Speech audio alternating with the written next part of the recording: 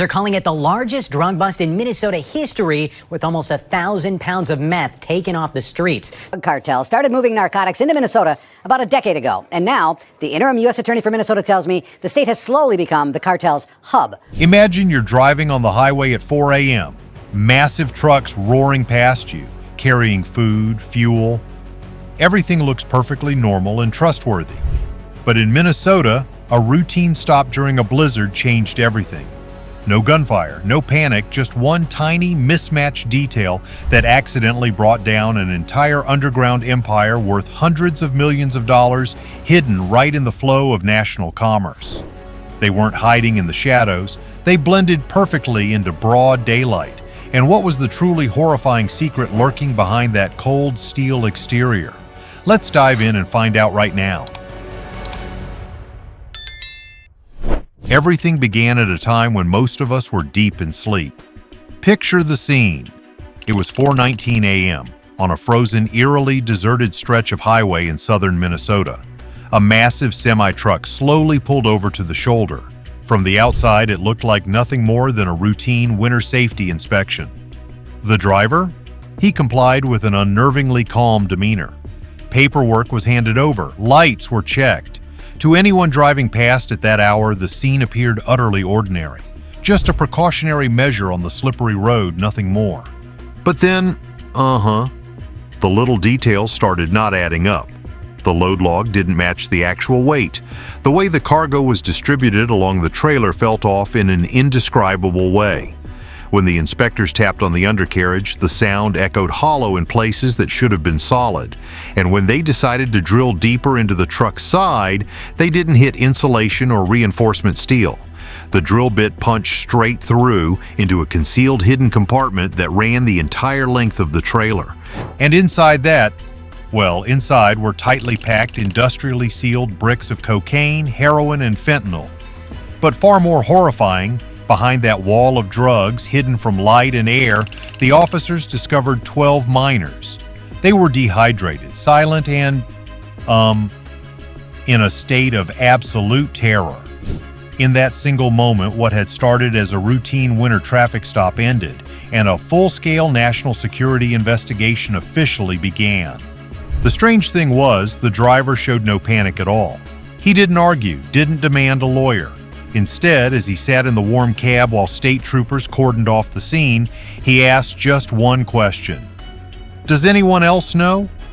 That single question, completely shifted the entire course of the investigation. What the officers had intercepted on Highway 52 was no longer an isolated crime. It was a tightly controlled component of something far, far larger. Within the first hour, investigators from the Minnesota State Patrol and federal task forces began a thorough cross-examination of the truck. The vehicle was registered under the name North Star Hauling, a regional carrier with contracts for transporting food, fuel, and industrial supplies throughout Minnesota, Wisconsin, Iowa, and Illinois.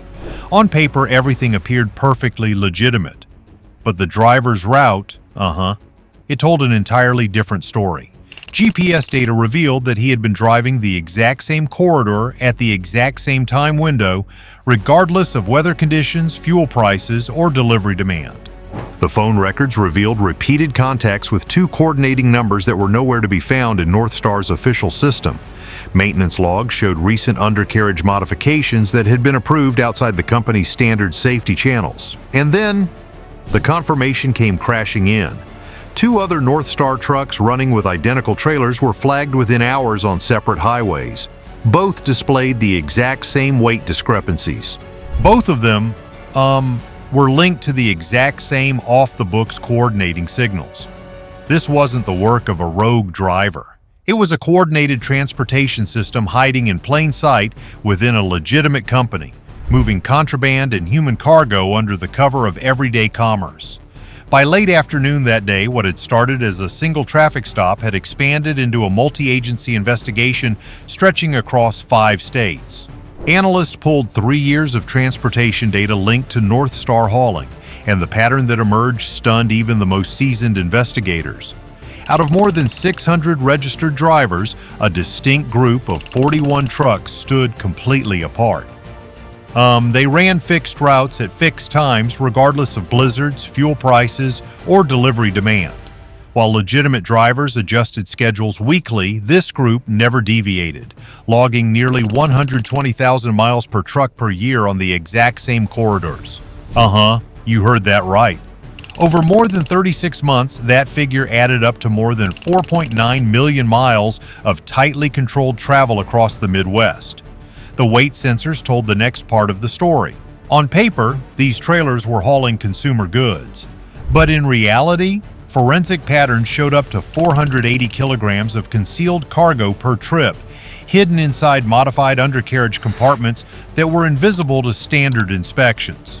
At the height of winter operations, investigators estimated between 2 and 3 trips per night, moving more than 1.2 tons of contraband each week.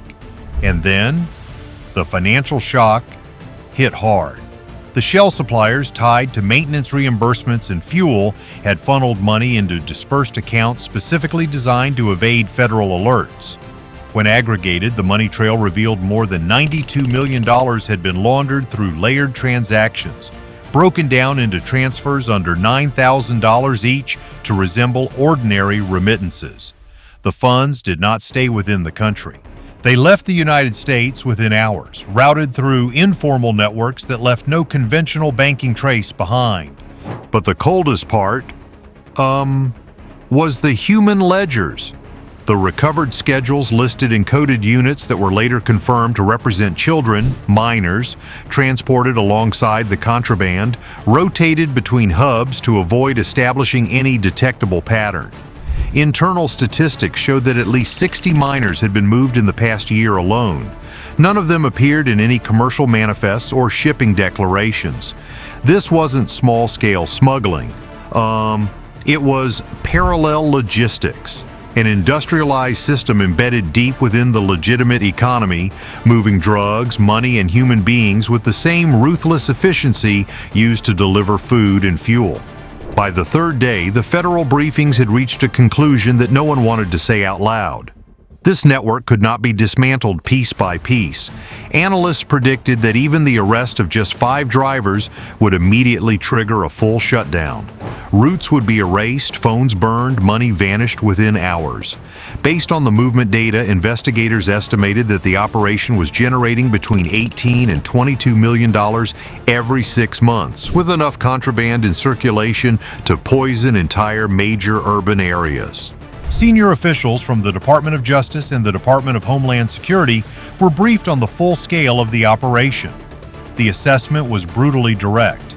This was no longer a drug case. It was a national security threat embedded directly within America's supply chain. The order came down swiftly. There would be no staggered arrests, no warning seizures, no leaks of information. Instead, a single synchronized strike across all 5 states, targeting every truck, every coordinating employee, and every facility in one single night. If even a single link escaped, the entire system would survive. Therefore, the decision was made to end it all at once. The first trucks began moving as the storm reached its maximum intensity. Snow lashed the highway, swallowing the lane markings and reducing visibility to just a few dozen meters. The wind slammed into the trailers like a living creature. To anyone watching the traffic cameras, it looked like a night when nothing at all should have been on the move. But that was exactly why this network worked so flawlessly. At 1:58 a.m., 3 North Star rigs were rolling north along the interstate corridors that had been flagged for months. Inside the command center, their icons pulsed steadily on the digital map. No deviations, no hesitation, fully loaded. At 2:03 a.m., unmarked state patrol units slid into position behind them.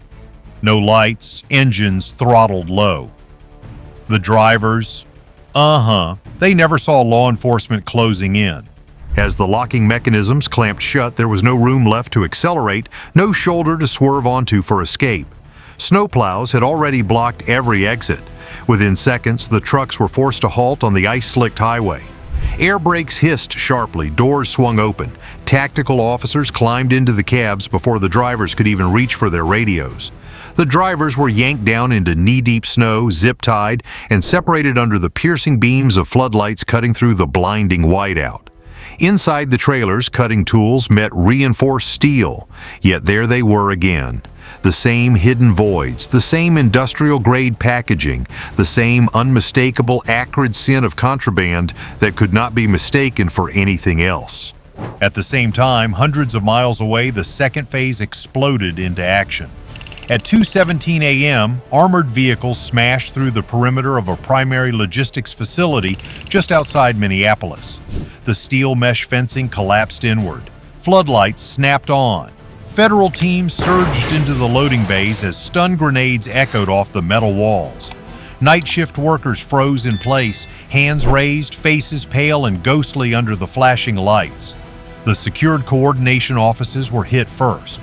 Computers were seized while their screens still glowed with live route displays.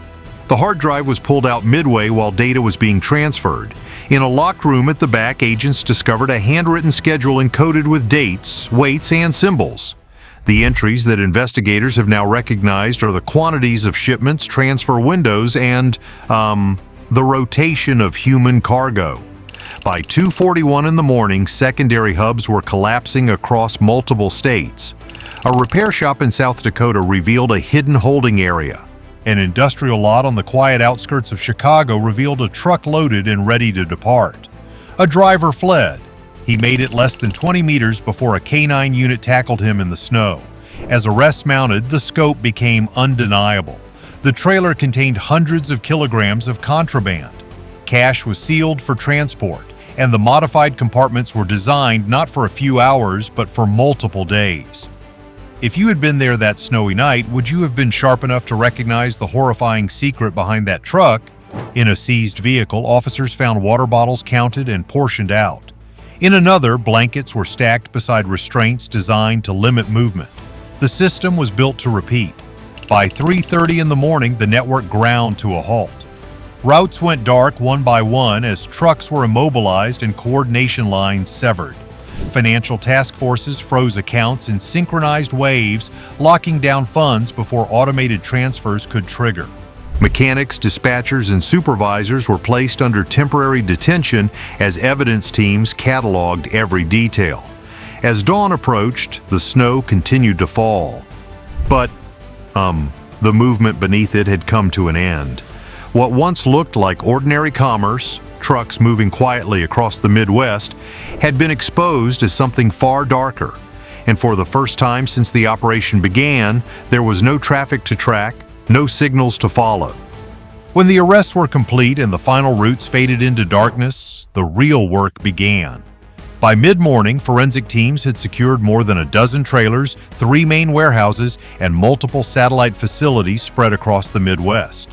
What investigators discovered inside those enclosed spaces reshaped the entire case.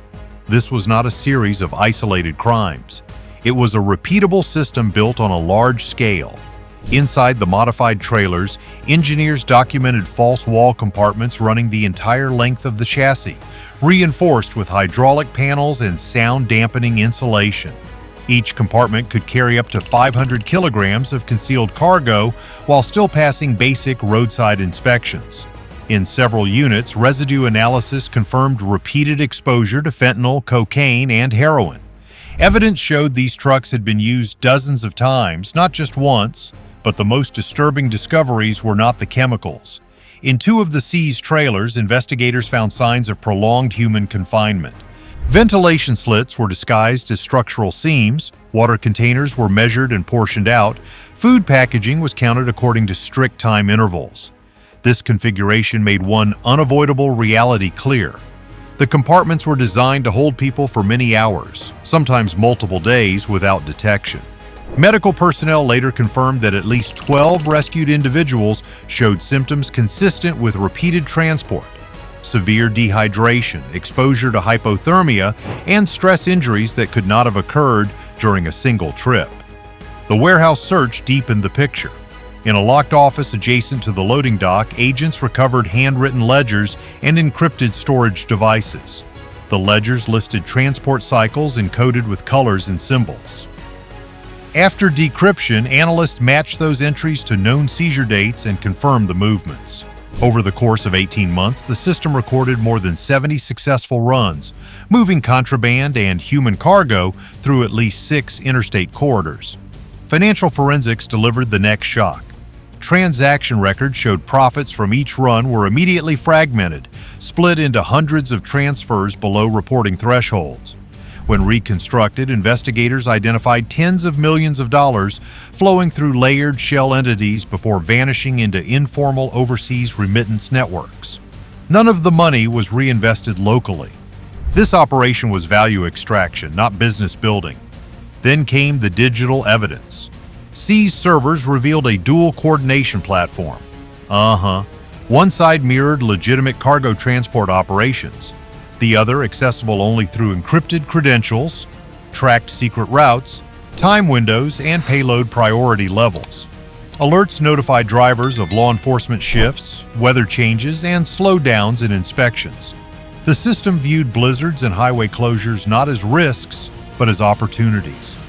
As evidence rooms filled up, prosecutors reached a sobering conclusion. This network did not exploit weaknesses in the system. It had studied the system. It understood enforcement patterns, seasonal stresses, and the economic dependence on freight movement. It had embedded itself so deeply into ordinary commerce that removing it disrupted legitimate supply chains across multiple states. By the end of the day, one truth had become undeniable. The trucks had not been moving randomly across America's highways. They had operated with purpose, silently, repeatedly, and with brutal efficiency. As the sun finally broke through the dissipating storm clouds, the scale of what had been uncovered could no longer be contained within evidence rooms and summary file folders. This case was no longer defined by arrest or seizures. When federal authorities froze assets and locked down facilities, the collateral impact rippled outward. Legitimate shipments got stranded mid-route. Delivery schedules collapsed. Small towns waited for delayed deliveries as investigators worked through each impounded trailer one by one. Policy reviews unfolded over the next several days. Managers began asking questions that had long been left unanswered. How could fixed non-commercial routes operate for years without triggering alerts? How could millions of dollars move overseas through fragmented transfers without coordinated oversight? Why were seasonal enforcement gaps so predictable that criminal planners could design schedules around them? The answer was deeply unsettling. The system had been optimized for speed, efficiency, and trust. It assumed compliance. It relied on patterns and dependencies that had been exploited. The network did not break the rules in obvious ways. It lived right inside them, bending procedures without crossing thresholds that would trigger alarms. For the investigators, the lesson was painfully clear. National security no longer stops at borders, ports, or airports. It now runs along interstate corridors, through distribution warehouses, and across frozen highways at 3 o'clock in the morning. The very infrastructure that keeps the country moving can be turned against it. In closed-door meetings, officials acknowledged that this case would fundamentally change how transportation security is understood. New surveillance protocols were drafted, data-sharing barriers were reevaluated, winter enforcement models were rewritten. The goal was no longer simply to catch criminals after the fact, but to prevent parallel systems from forming undetected. For those held responsible, indictments followed for charges ranging from drug trafficking and human exploitation to money laundering and conspiracy across state lines. The trucks that once rolled silently through blizzards now sat motionless in impound lots, tagged as evidence. What remained was one final realization. This investigation had begun with a routine stop on an icy road. No alarms, no warning signs, just an officer doing his job in the darkness and the cold. That single moment had exposed a truth with national consequences. In a system built on movement and trust, vigilance in the most ordinary places may be the last line of defense. And on America's highways, silence now carries a different meaning. When the operation concluded, there were no celebrations, no press conferences, no victory speeches, no cameras waiting at dawn. Instead, there was silence. Along the highways of the Midwest, the familiar rumble of overnight freight traffic thinned out until it was almost nothing. Snowplows continued their routes. State patrol cars moved as they always had, but the trucks that once ran with clockwork precision on fixed schedules through fixed corridors had vanished. The interstate corridors now held only the howl of wind whipping through rows of motionless trailers in impound yards where snow blanketed the evidence that once crossed blizzards without ever being detected. The most haunting thing was not the scale of the crime, but the way it disguised itself with near-perfect normalcy. This system did not hide in the shadows, but dissolved into the daily rhythm of commerce, passing every way station and parking right alongside legitimate grocery haulers. In the now darkened warehouses, half-finished cups of coffee and frozen computer screens remained as relics of a vast logistics network that once operated with minute-by-minute precision. Yet this very absence stirred uneasy questions among observers. How many other North Star hauling operations are slipping past us every single day? Perhaps this stands as a chilling testament to how modern infrastructure, optimized for speed and trust, has created lethal blind spots that criminals can exploit without ever breaking the rules. There was no dramatic finale or victory celebration, only an haunting silence serving as a stark reminder that national security does not reside solely at borders, but also on frozen roads at 3 o'clock in the morning. And the entire Shadow Empire collapsed not because of cutting-edge technology, but simply because one officer refused to ignore the gut feeling that something was off during a routine inspection, forcing us to confront the true cost of convenience in today's society. The biggest lesson from this entire event is the profound value of intuition and a sense of duty in even the most ordinary jobs. We tend to place absolute trust in anything that appears structured and familiar. Yet that very complacency becomes the crack through which sophisticated dangers quietly take root. Through this story, each of us must recognize that the safety of our communities does not depend solely on large-scale, high-profile operations, but also on the quiet vigilance of every individual toward the smallest signs of something off. Never hesitate to ask questions or challenge default assumptions, because sometimes the most earth-shaking truth hides itself perfectly behind the deceptive calm of normalcy. This story is not just the takedown of an ordinary criminal operation, it serves as a chilling wake-up call about the hidden shadows lurking within the very systems we trust every single day. The collapse of the North Star hauling network proves one stark truth. Sometimes vigilance in the most ordinary places becomes a nation's final line of defense. How many more ghost trucks are quietly gliding past us on the highways every night? Do you truly believe the normalcy we see every day is genuinely safe? Leave your thoughts in the comments below. Don't forget to hit like and subscribe so you never miss the next shocking secret. Thank you for watching.